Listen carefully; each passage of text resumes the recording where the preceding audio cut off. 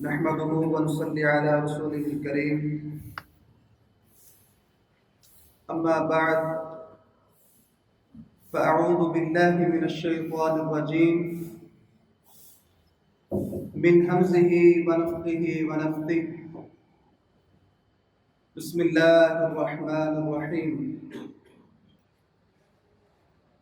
رب اشرح لي صدري ويسر لي أمري واحلل عقدة من لساني يفقهوا قولي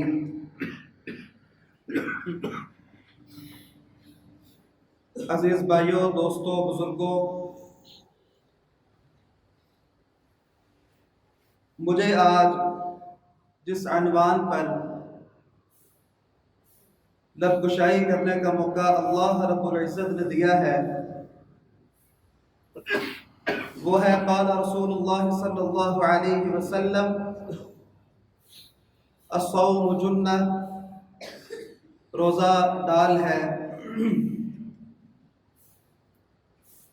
بے زبانوں کو جب وہ زبان دیتا ہے، بے زبانوں کو جب وہ زبان دیتا ہے، پڑھنے کو پھر وہ قرآن دیتا ہے۔ آئے جب وہ امت کے گناہوں کو بخشنے پر، آئے جب وہ امت کے گناہوں کو بخشنے پر تحفے میں پھر وہ رمضان دیتا ہے۔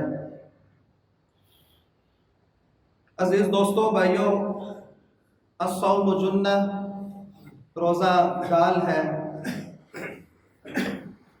ڈال کسے کہتے ہیں؟ جیسا کہ آپ لوگ جانتے ہیں، پرانے وقتوں میں لوگ جنگ میں دشمن کے شدید وار سے بچنے کے لیے ڈال کا استعمال کرتے تھے۔ اسی لیے نبی کریم صلی اللہ علیہ وآلہ وسلم نے روزہ کو ڈال سے تشبیہ دیتے ہوئے فرمایا الصوم جنہ، روزہ ڈال ہے۔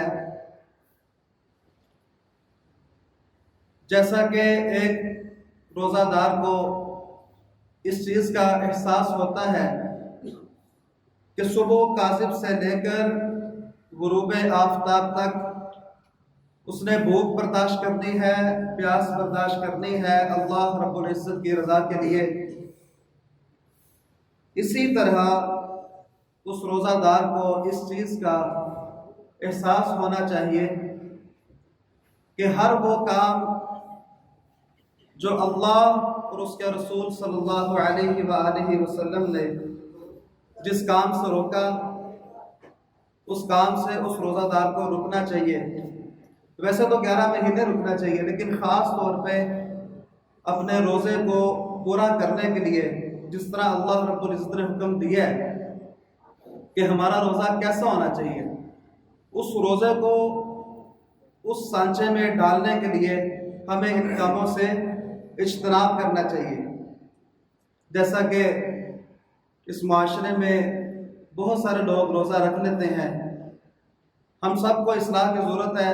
میں خود بھی ادھر اپنی اور آپ کی اصلاح کرنے آیا ہوں۔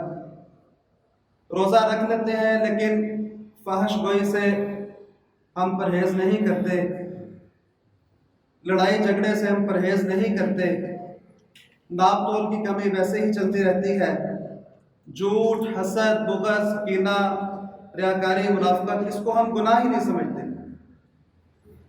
تو لہٰذا ہم نے روزہ کو ڈال بنانا ہے اور انشاءاللہ العزیز بڑی مضبوط ڈال بنانا ہے۔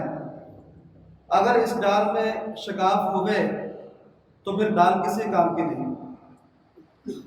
اگر ڈال میں شگاف ہو جائے تو پھر انسان دشمن کے وار سے نہیں بچ پاتا۔